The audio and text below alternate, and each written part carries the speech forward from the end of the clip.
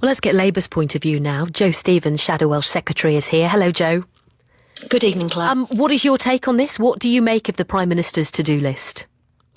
Well, I was really struck today by the absence of any ambition for the country in the speech. If this had been a Labour government's King's Speech today, it would have set out legislation for a decade of national renewal after nearly 14 years of national decline. So we would have seen legislation on economic growth across every region and nation, stuff on the cost of living, so an Energy Independence Act to reduce energy bills and create energy security, which is what people need right now, and a proper plan on crime. So, the government have said that crime is the centrepiece of this King's Speech today, but we've heard tonight that they can't even publish their crime bill tomorrow because the Cabinet can't agree it because they've got a rogue Home Secretary who believes that homelessness is a lifestyle choice. And, she's not a serious Home Secretary. And if you haven't got a serious Home Secretary, you haven't got a serious government and you haven't got a serious Prime Minister. Jo, some speculation coming out of some Labour sources tonight that your reading of all of this